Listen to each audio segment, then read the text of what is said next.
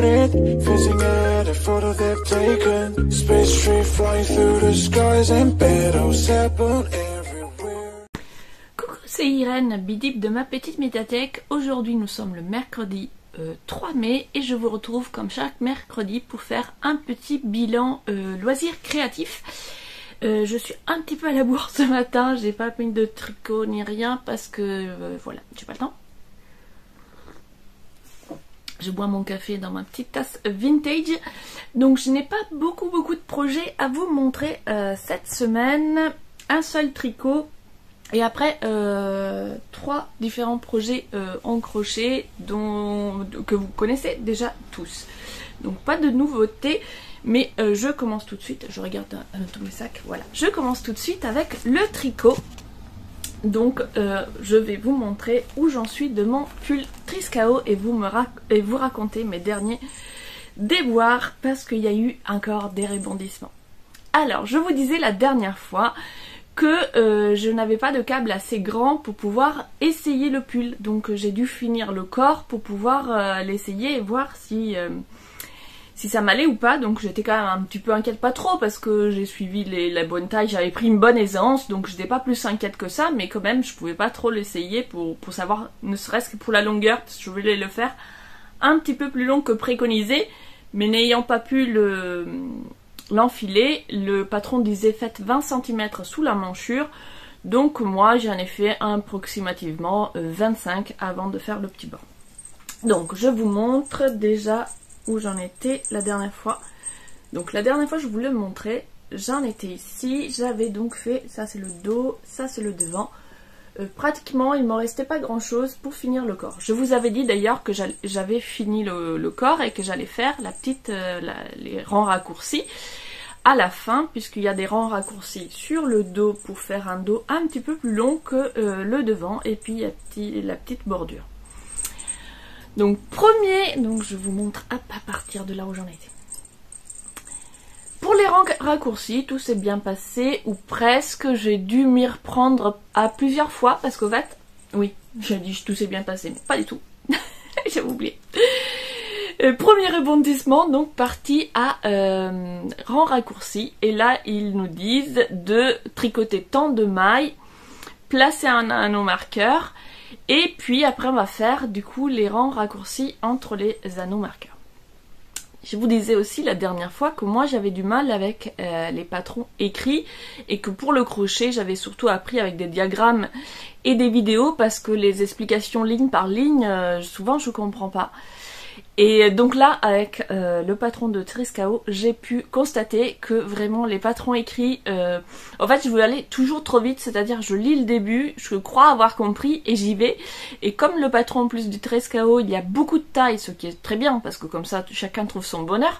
Mais du coup il y a des gros pavés à chaque fois. Par exemple on disait tricoter tant de mailles, placer un marqueur et après t'as un gros pavé avec toutes les tailles parce que c'est pas le même nombre de mailles selon la taille, etc. Et du coup, moi, je suis à chaque fois allée un peu vite en besogne. Et du coup, en voulant faire mes rangs raccourcis, je comprenais pas. J'étais là, je pars de mon marqueur, je fais les mailles et je me retrouve avec un marqueur devant, un marqueur derrière. Donc je me suis dit, pourquoi pas, si ça se trouve, on va tourner comme ça, voilà. Et je commence à faire mes trucs. Et là, je me dis quand même, c'est bizarre parce que du coup, je suis toujours du même côté. Je vais me retrouver avec un côté long et un côté court. Ben oui. Parce qu'en fait, j'avais pas lu au moment de rajouter des mailles qu'il fallait décaler, enfin qu'il fallait enlever le marqueur qu'on avait au départ quand on commence ici. On a le marqueur au milieu du dos. Et quand on rattache en rond, quand on rattache les manches, il faut déplacer, enlever le marqueur du dos et le placer sous la première aisselle. Donc ensuite, il nous disait tricoter tant de mailles parce que ça vous fait arriver jusqu'à l'autre aisselle. Pour placer le deuxième marqueur. Et donc là, pour faire les rangs raccourcis, c'était beaucoup plus logique. Sauf que moi, comme mon marqueur n'était pas au bon endroit, j'ai mis longtemps à le comprendre. Donc j'ai commencé mes rangs raccourcis 3-4 fois. Alors heureusement qu'à chaque fois je me disais non, il y a un truc qui va pas et je défaisais tout de suite. Donc j'ai fait 3-4 fois les 3 premiers rangs. Mais quand même, je me disais mais je comprends pas, je relis la partie des rangs raccourcis et je me suis dit non mais il y a un truc qui est pas logique. Du coup je suis remontée plus loin dans le... Et c'est là que je me suis rendu compte Donc que j'avais oublié, enfin que j'avais pas capté qu'il fallait déplacer le marqueur. Première chose. Deuxième chose, c'est la façon dont les patrons sont faits, et ça, c'est voilà, c'est pas une question de qualité de patron, hein, c'est vraiment une question de logique personnelle. Et donc je sais que moi j'ai un esprit hyper synthétique, et du coup, quand par exemple on me dit partez de l'anneau marqueur et tricotez tant de mailles, moi ça me parle pas.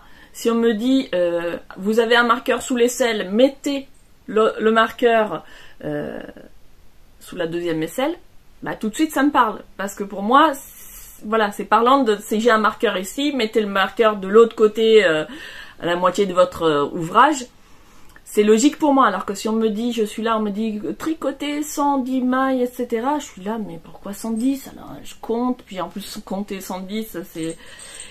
Voilà, donc, mais ça c'est une question de logique. Donc une fois que j'ai compris que mon marqueur était pas au bon endroit, et du coup là j'ai tout relu, et puis je me suis un peu pris la tête, genre mais pourquoi elle me dit de tricoter tant de mailles, jusqu'à ce que je comprenne que bah, comme j'étais sous une aisselle, j'allais sous l'autre, et puis voilà. Donc je suis allée sous l'autre aisselle, et ça s'est très bien passé, j'ai fait mes petits rangs raccourcis. Premier déboire donc de la semaine dernière. Mais en relisant le patron, ce n'est pas tout. J'ai une autre surprise. Encore une fois, j'étais allée trop vite en besogne. Au moment d'attacher, je regarde, pour ma taille, c'était marqué ajouter 5 mailles. Donc moi je me suis arrêtée là, je me suis arrêtée à ajouter 5 mailles. Après il y avait plein d'autres chiffres, je me suis dit c'est pour les autres tailles. Moi ça y est, j'y vais, j'ai fait mes 5 mailles, je rattache, je fais de l'autre côté, je rajoute 5 mailles de l'autre côté aussi, et basta. Maintenant, en fait, la phrase c'était rajouter 5 mailles, entre parenthèses toutes les tailles, mettez l'anneau marqueur de début de rang, et refaites 5 mailles. Donc de l'autre côté, c'était 10. Du coup, je vous ai dit que je faisais une taille 110 sur le patron, mais en fait, j'ai pas vraiment fait une taille 110. J'ai fait le haut en 110, et après le corps correspondrait plutôt à la taille 105. Parce qu'au lieu d'augmenter de 10 mailles, j'ai augmenté de 5 seulement. Et du coup, il me manque, sur le total, ça fait au moins 8 cm de circonférence, parce que pour les 5 mailles, ça correspond à peu près, peut-être un peu moins, ça correspond à 2-3 cm, donc x2. Donc oui, j'ai au moins 6 cm de moins que si j'avais fait les bons nombres de mailles. Donc deuxième déboire. Et là encore, c'est une question de logique, parce que si on avait écrit faites 10 mailles, pensez à placer le marqueur, pour moi ça aurait été logique. Le fait de nous dire 5 mailles, puis mettre le marqueur, puis faire encore 5 mailles, ça, voilà, ça m'a embrouillé. Moi j'ai vu 5 et j'ai pas fait 5 plus 5 en fait dans ma tête. Mais bon, c'est pas grave, hein. Bref. Donc, je n'ai que 5 mailles sous l'emmanchure. Pour la taille 110, que c'est celle que j'avais choisi de faire, il en fallait 10 de chaque côté. Donc, d'autant plus quand je me suis rendu compte de ça, inquiétude vis-à-vis du fait que je n'avais pas essayé le pull. Donc j'ai fini mon corps quand même, et c'est pas fini. Troisième déboire, donc j'ai fini mon corps. Donc là, une fois que j'ai fait tous mes rangs raccourcis et tout, il s'agissait de faire la petite bordure. Et là, le patron dit rang 1 et 3 à l'envers, rang 2 à l'endroit, répétez 3 fois. Donc moi j'ai fait rang 1 et 2, enfin rang 1 et 3 à l'envers plus rang 2 à l'endroit, ça fait du point mousse. Donc je suis partie et je fais du point mousse. Sauf que c'était pas tout à fait ça, parce que si on fait le rang 1 et 3 à l'envers et seulement le rang 2 à l'endroit, et qu'il faut répéter 3 rangs, ça veut dire que le rang 4 est égal à rang 1, et du coup ça aurait dû être un rang à l'envers. Or moi, j'ai fait un rang à l'endroit, un rang à l'envers, un rang à l'endroit, un rang à l'envers. À aucun moment je n'ai répété 2 rangs à l'envers. Donc j'ai du point mousse classique, alors que je pense qu'on aurait dû avoir quelque chose d'un petit peu différent, puisqu'il n'y avait que 3 rangs à répéter. Mais c'est pas grave, j'aime beaucoup ma finition, ça se tient très bien. Très bien. J'ai fait un rabattage classique parce que je sais pas en faire d'autres. J'ai fait un rabattage assez serré parce que je sais pas faire de rabattage pas serré, donc c'est absolument pas élastique. Encore une fois, pourvu que je rentre dedans. Une fois toutes ces erreurs constatées et hors de question de refaire tout le corps parce qu'il me manque des mailles, hein, on est d'accord. J'y suis allée, j'étais arrivée au fond, je me suis dit je le termine. Au pire, si c'est pas la bonne taille, j'ai 2 filles qui pourront hériter de ce pull. Elles sont toutes les deux, une très mince, plus mince que moi, l'autre elle a 20 ans passés, donc elle est grande, mais elle est beaucoup plus mince que moi, donc voilà, je me suis dit c'est pas grave, si c'est trop petit, tant pis. Donc une fois j'ai tout fini, je l'ai essayé et ça passe. J'avais, je pense, prévu large, en me disant que je faisais, parce que le patron disait calculer une aisance positive entre 5 et 10 cm, il me semble, ou 10 cm. Donc moi je m'étais dit, pour être tranquille, avoir la bonne aisance, je vais faire la 110, mais en réalité je pense que déjà avec la 105, j'aurais eu de l'aisance positive. J'ai calculé, mais je me souviens plus, je crois que c'est 98, mon tour de poitrine, donc même avec 105, j'avais de l'aisance positive.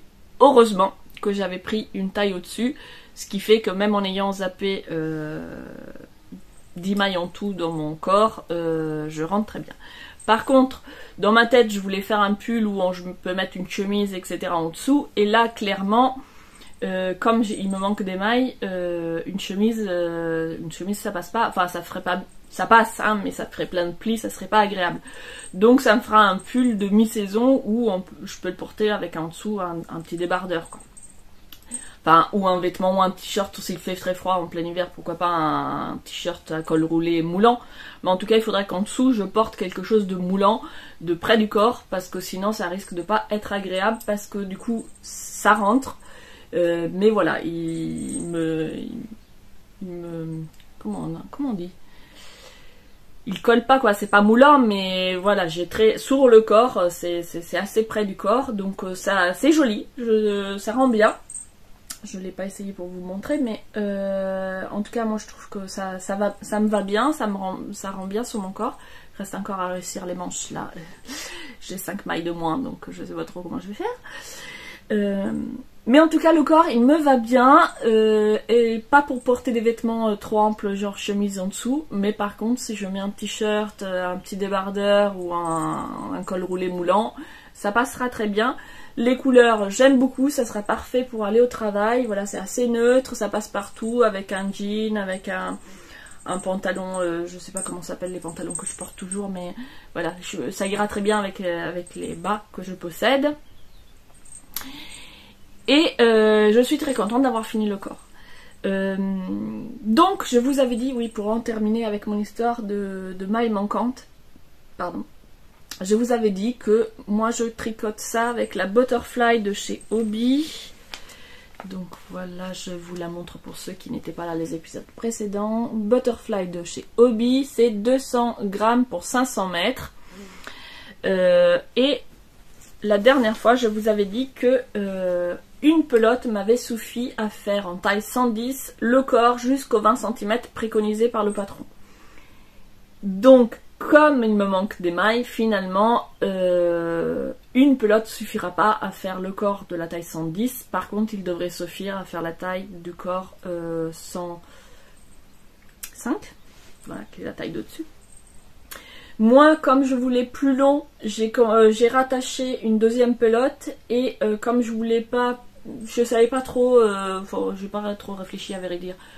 Au lieu de reprendre, parce que ça c'est le début de la pelote, donc ici j'arrive à la fin de la pelote, c'est du gris foncé, j'aurais pu effectivement rajouter une bande de gris très clair, mais je trouvais ça plus harmonieux du coup de faire une bande de foncé, sauf que du coup ma bande foncée elle fait le double des autres bandes.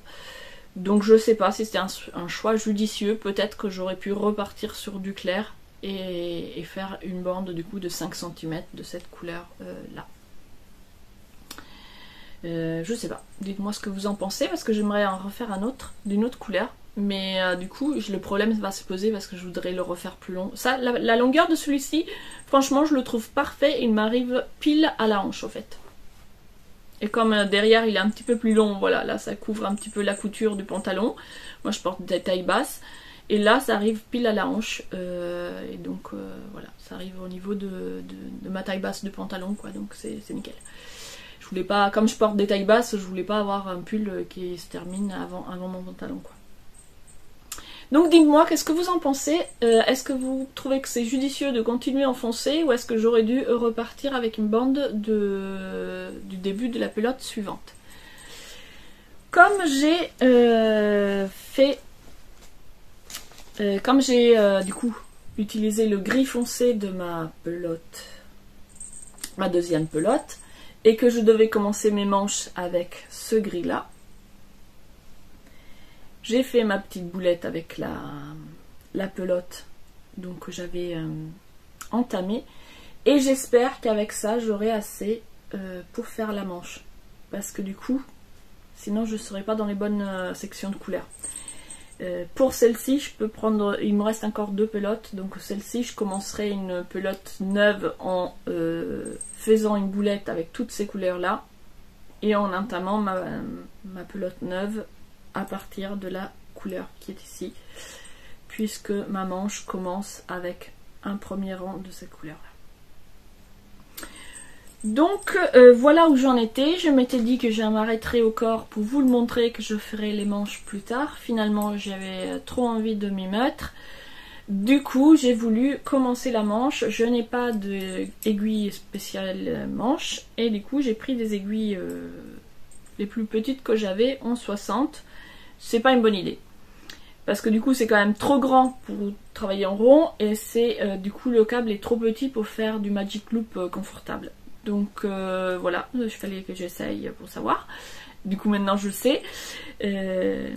Du coup je me suis arrêtée parce que c'était vraiment galère, donc je me suis arrêtée. J'ai voulu commencer mais bon j'ai pas fait le bon choix d'aiguille. Donc j'ai commandé. J'ai vu que Christelle de Rêver sa vie en couleur utilisait des aiguilles circulaires avec les aiguilles encourbées, qu'elle avait dit dans un de ses podcasts que c'était ce qu'elle préférait pour faire les manches. Du coup, je me suis commandé une aiguille comme ça en numéro 4 pour être testée. Et sinon, ben, je prendrai des aiguilles plus grandes pour faire du magic loop. Mais magic loop, enfin en tout cas sur la manche, j'avais réussi à le faire sur des chaussettes. Mais là sur la manche j'ai galéré. J'aurais pu aller voir la vidéo d'Alice, je ne dirai pas son nom parce que je vais encore faire une erreur, mais enfin bon bref, Gerfo je crois. Bref, j'aurais pu aller voir sa vidéo pour voir ses explications pour la manche, mais voilà, je suis têtue, j'ai envie d'essayer de comprendre toute seule avant d'aller voir les vidéos. Et des fois, je ferais mieux de ne pas faire ça, mais c'est pas grave. En même temps, là je m'en souviendrai, lis bien les patrons jusqu'au bout du paragraphe. Donc voilà pour mon Trescao qui est du coup bourré de petites erreurs mais que j'aime beaucoup, et voilà, en plus ça me va bien, donc je sais pas si je le refais, si je répète la même erreur ou si je le fais avec une aisance plus grande. Je vais réessayer une fois que j'aurai fait les manches et tout pour voir, mais parce que du coup je trouve que celui-ci me tombe vraiment super bien, donc peut-être que je vais répéter la même erreur exprès sur le deuxième. J'ai du butterfly dans une autre couleur et j'hésitais à me refaire un Trescao ou à changer de modèle. Donc hier j'ai un peu farfouillé sur Ravelry pour essayer de trouver un modèle de pull basique qui me fasse envie. Mais pour l'instant j'arrive pas encore à me décider. Et après j'ai eu une idée. Mais on verra une fois que j'aurai fini mes 2 pulls avec la butterfly, parce que j'ai pris 2 quantités pulls mais en prenant trop exprès parce que j'avais peur de manquer, et du coup je sais que j'ai à peu près une pelote de trop de chaque couleur, et du coup ça m'a donné des idées, mais on verra. Je vais être sûre de combien il me reste à la fin et s'il y a moyen de faire quelque chose ou pas. Donc maintenant on passe au crochet. Je commence avec ma température blanquette qui a connu aussi ses propres déboires, puisque j'avais eu un problème de réassort et que j'avais 1 mois et demi de retard. Donc j'ai réussi à rattraper mon retard de mars, presque, parce que j'ai presque fini. Il me reste un seul carré pour mars que j'ai oublié de faire. Donc je vous montre mon mois de mars. Le problème, c'est que le mois continue d'avancer. Donc j'ai rattrapé le mois de mars, mais j'ai toujours pas commencé avril. Donc j'ai toujours 1 mois de retard. Donc voici le mois de mars. Maintenant, je vous montre de plus près, pour ceux qui me découvrent et connaissent pas encore, cette température blanquette. Donc la température blanquette, c'est encore quelque chose que j'ai découvert chez Christelle de Rêver sa vie en couleur l'année dernière, où elle en faisait une en point mousse, et j'ai trouvé l'idée très sympa qui consiste à faire une couverture en se basant sur les températures de chaque jour de l'année et associée aux températures des couleurs. Donc elle le faisait en point mousse. Moi, après avoir moult tergiversations, je me suis dit je vais le faire au crochet parce que j'avais envie d'avoir à la fois les températures minimales et maximales pour chaque jour. Et du coup, je me suis dit qu'un petit carré granny, ça pouvait être idéal pour ce genre de projet en mettant au centre la couleur minimale et à l'extérieur la maximale. Et parmi tous les petits carrés que j'avais dans ma banque de données sur Pinterest, il y avait celui-ci avec une petite feuille à l'intérieur que j'avais envie de tester depuis longtemps. Comme je voulais que ça soit une couverture moelleuse, j'ai pris un crochet un peu grand par rapport à l'épaisseur du fil, donc ça fait quelque chose d'un peu déjaugé comme ça. Mais j'aime bien, voilà, ça fera une couverture moelleuse. Par contre, c'est clair que ça fera une couverture immense pour une température blanquette que je destinais à servir de plaid sur le canapé. Je pense que ça va être trop grand. Mais bon, c'est pas grave. Et je pense aussi que je partirai sur quelque chose de plus simple pour l'année prochaine, si je veux en refaire une. Parce que chaque carré me prend quand même... ça prend pas énorme, mais bon, ça prend un moment quand même.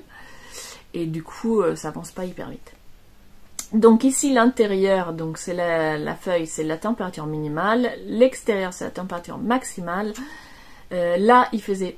début mars, très froid, puisque le bleu foncé pour moi, ce sont les températures en dessous de 0. Le vert haut, ici, c'est des températures entre 5 et 10. Ici, le bleu clair, c'est des températures entre 0 et 5. Le vert foncé, c'est entre 10 et 15. Donc vous avez vu, début mars, il faisait quand même bien froid. Enfin, un petit peu de chaleur avec ce couleur rouille qui, c'est des températures entre 15 et 20. Oui, c'est ça. Et j'en arrive à mon curry qui, lui, c'est des températures, du coup, entre 20 et 25. Donc là, c'était des gros écarts, hein, puisqu'on avait moins de... Non, entre 5 et 10 en minimal et plus de 20 l'après-midi. Donc là encore des beaux écarts de température. Et puis voilà, il me manque le 31 mars. Voilà pour la température blanquette qui a un petit peu avancé, mais le retard s'accumule quand même. Donc là, hier soir, j'étais en train de me dire peut-être qu'au lieu de vouloir suivre la ligne temporelle et rattraper au fur et à mesure, je vais faire en parallèle avril et mai, en faisant par exemple... bon, bah, du coup là j'ai déjà du retard. Nous sommes le 3, je dis. Bon, donc il faudrait que je fasse les 3 premiers de chaque. Et après je pourrais faire le 4 et le 4, le 5 et le 5, etc. De suivre en parallèle, histoire de, à la fin du mois, me retrouver avec les deux. Parce que si en mai je fais le mois d'avril, en juin, voilà, j'aurai toujours un mois de retard. Donc si je fais les deux en même temps, ça peut être une façon de rattraper mon retard sans trop galérer. Bref, on va voir. J'ai toujours pas commencé mai, j'ai toujours pas commencé avril, de toute façon, donc je m'en sors pas. J'ai travaillé sur un autre projet qui n'avait pas beaucoup avancé non plus. Je vous montre le petit gilet. Donc c'est le gilet que je prépare pour ma fille, inspiré de la série Mercredi Addams. C'est un gilet que je réalise tout simplement en ayant fait une capture d'écran sur la série, sur un gilet qu'elle porte dans une scène. J'ai fait une capture d'écran et j'ai regardé, analysé l'image et essayé de comprendre toute seule comment faire ça. Donc c'est pas exactement le même. Plein de crocheteuses s'en sont inspirées et ont même proposé des tutos pour en faire un. Bon, évidemment, moi j'ai voulu... En fait, c'était un challenge. C'est pas que j'avais pas envie de regarder un tuto, c'est que c'était un peu un challenge à moi-même de me dire, est-ce que tu es capable de regarder un film et de reproduire un vêtement qui t'aurait plu. Donc voilà, ça avance lentement parce que les petits carrés, ça me prend la tête en fait. Je sais pas pourquoi je me suis lancée là-dedans. Surtout je venais de finir le gilet pour mon autre fille avec plein de carrés et je m'étais dit non mais des carrés plus jamais, et ensuite j'entame ça. Donc ici je fais des bandes en fait. Donc assembler les carrés dans ce sens ça va parce qu'en fait je fais une grosse bande. Donc ici je coupe mon fil et je me rattache directement. Hop hop hop hop, je fais ça. Par contre toutes les bandes sont cousues entre elles. Pour faire la petit col V, j'ai vachement galéré. Et au départ, je n'ai pas trop bien rentré mes fils et tout, mais je me suis dit c'est pas grave, je ferai une petite bordure et je cacherai les fils dans la bordure. Sauf que j'ai voulu essayer de faire une petite bordure, et comme on est une fois sur du noir, une fois sur du blanc, etc. C'est vrai que sur le blanc, la bordure c'était pas très joli, et donc je montrais à mon chéri qui m'a dit qu'il trouvait c'était mieux sans bordure.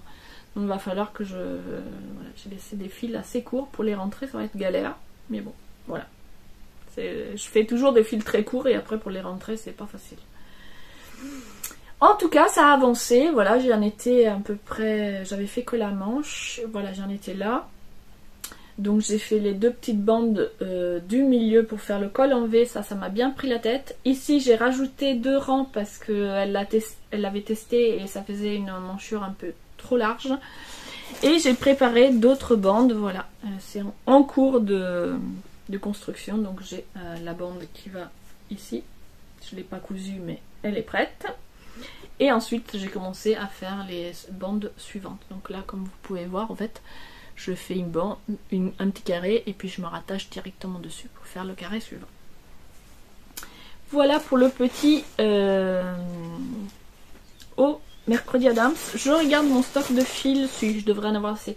Parce que du coup ça consomme beaucoup plus de noir, et comme dans la série de toute façon le dos on le voit pas, on peut faire ce qu'on veut, et je m'étais posé la question est-ce que dans le dos je ferais pas une grosse bande blanche pour équilibrer les quantités de fils que j'utilise.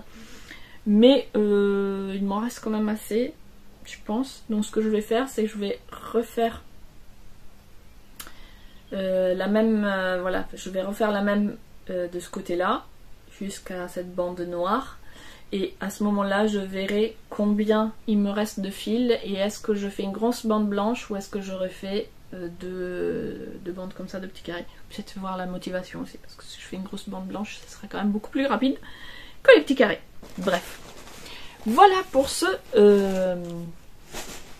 modèle, et je vous montre. Je me dépêche. Donc déjà, je vous montre mon petit sac. Alors voilà, c'est un sac que j'ai cousu en utilisant des restes de mes tissus, en suivant un tuto. Alors je l'ai fait il y a longtemps donc je me souviens plus, je recherche.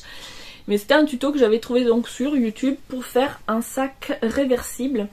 Donc en théorie on peut le tourner pour porter soit d'une couleur soit de l'autre.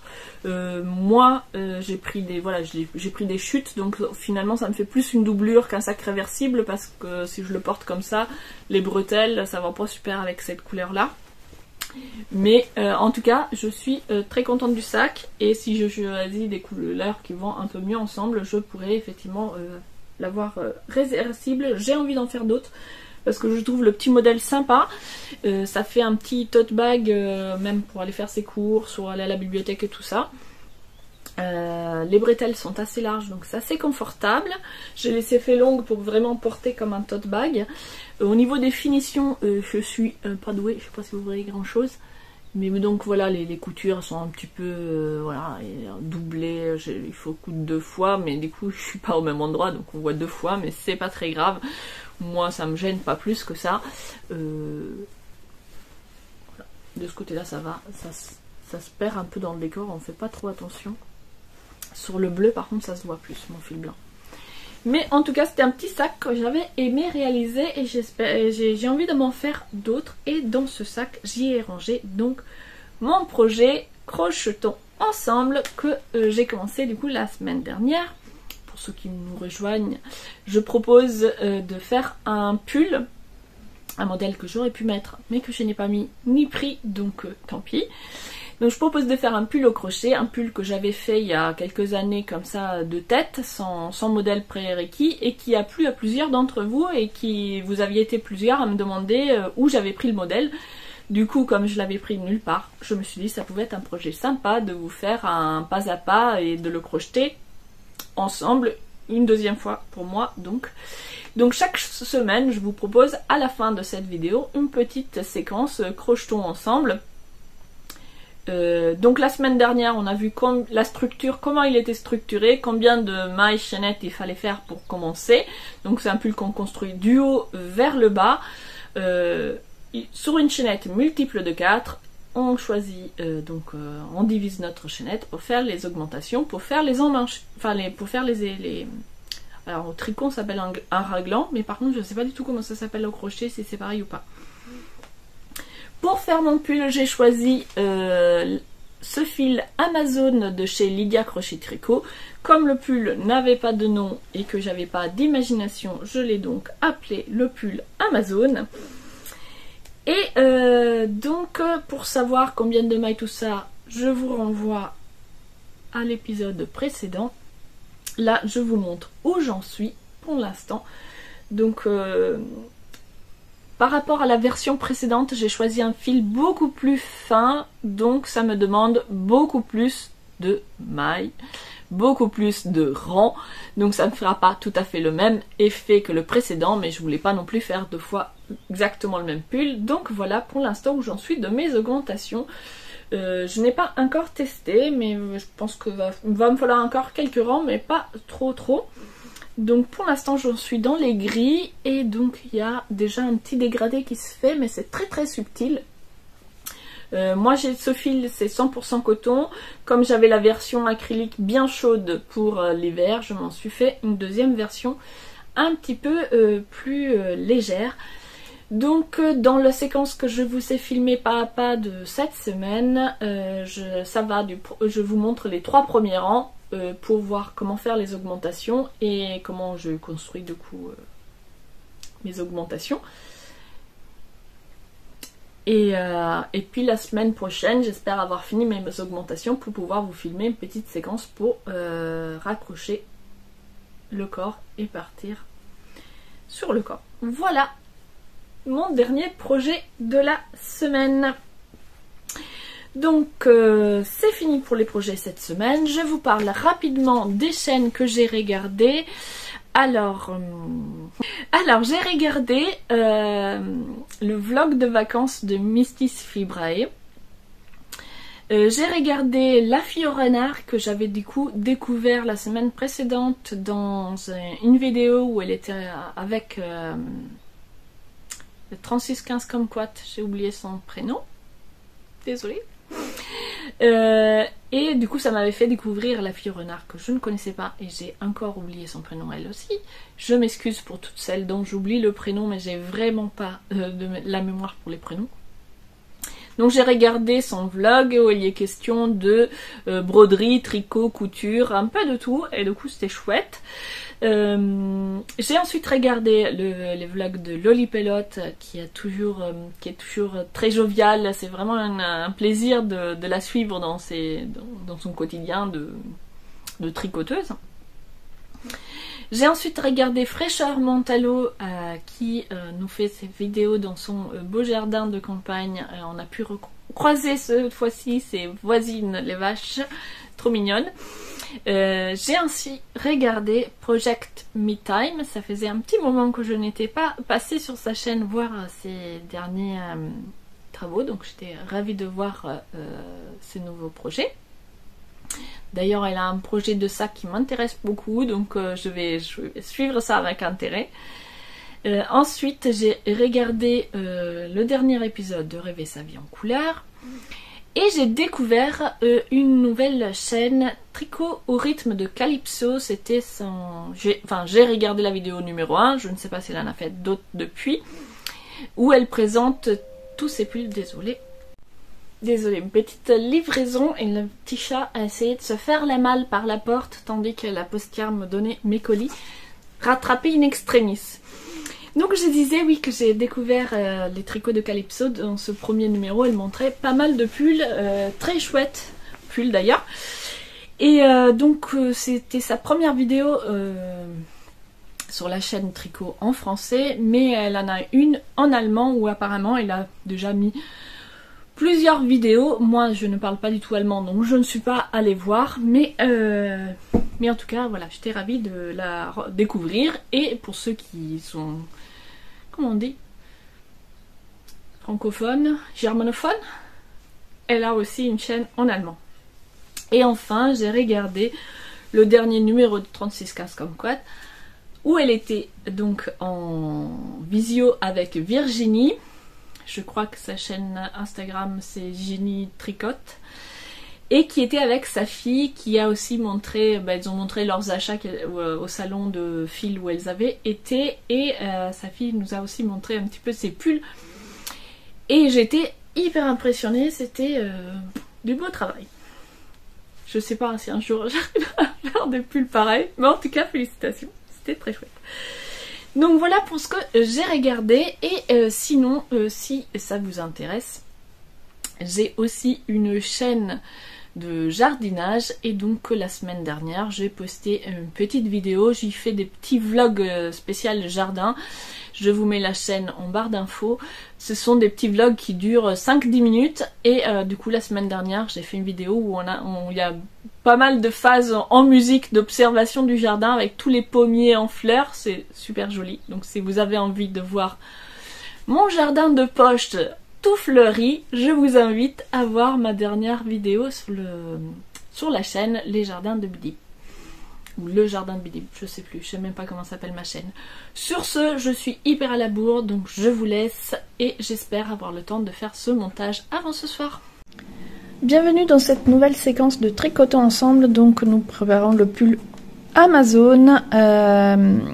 La semaine dernière, je vous avais laissé avec le premier rang à réaliser. J'arrive ici à la fin du premier rang et je vais devoir attacher mon ouvrage avec une maille coulée. Alors il faut bien faire attention quand on attache sa chaînette en rond à ne pas la vriller. Moi ici évidemment j'ai fait l'erreur, mais c'est pas très grave. Donc voilà, ma dernière, comme il y a une maille de toute façon qu'on ne tricote pas, elle va se vriller un petit peu, mais c'est pas grave. J'ai bien fait attention que mon ouvrage par contre lui soit tout dans le même sens. Donc voilà, hop.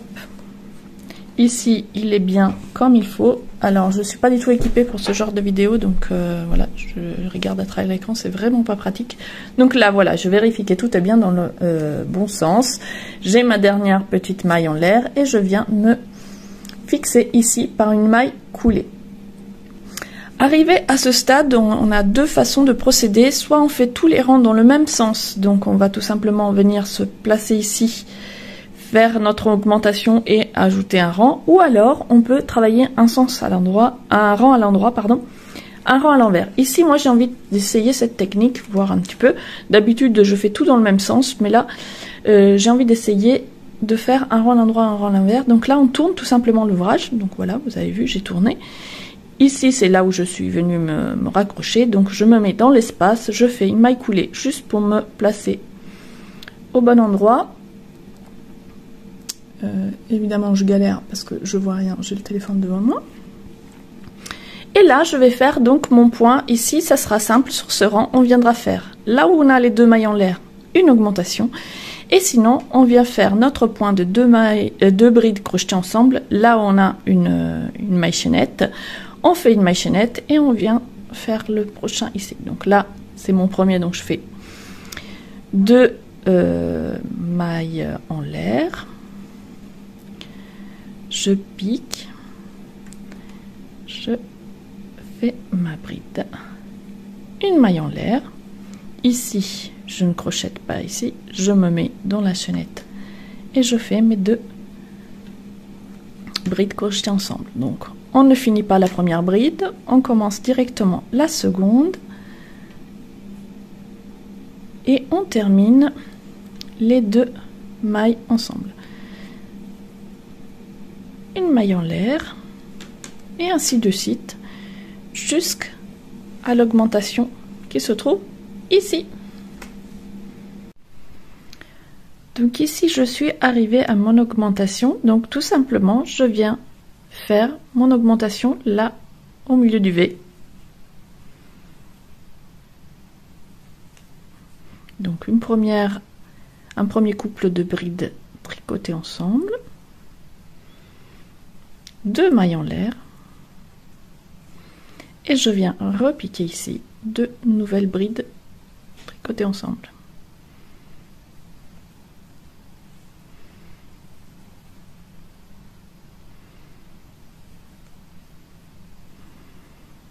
Une maille en l'air et ici je reviens dans l'espace, 2 brides tricotées ensemble, une maille en l'air, 2 brides tricotées ensemble, une maille en l'air et 2 brides tricotées ensemble, tout simplement.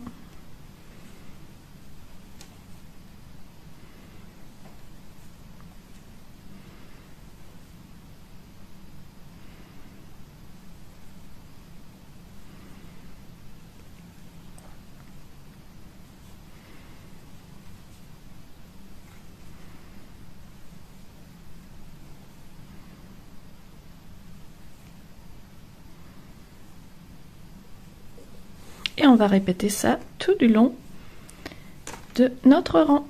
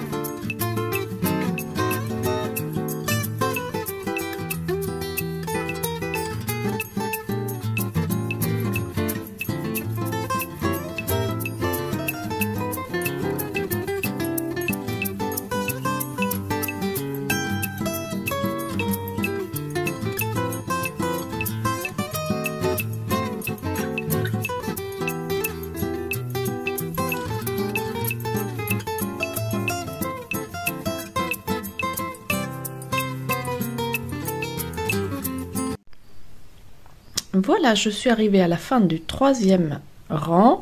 Je vais donc faire ma maille coulée ici. Je tourne l'ouvrage et je recommence dans l'autre sens. Et on fait ça jusqu'à avoir obtenu la longueur nécessaire pour faire son emmanchure. Tout simplement, il n'y a pas de règle parce que ça va dépendre de votre morphologie et du fil que vous avez choisi. Donc tout simplement, moi j'avance.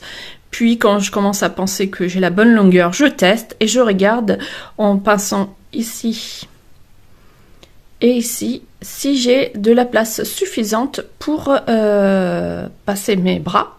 Si je suis à l'aise, parce qu'il y a des gens qui préfèrent avoir des manches bien serrées, d'autres plus une emmanchure bien large. Donc voilà, vous testez. Quand vous êtes arrivé au moment où vous pensez avoir la place qui vous convient pour les bras, vous arrêtez les augmentations et on verra ça la semaine prochaine.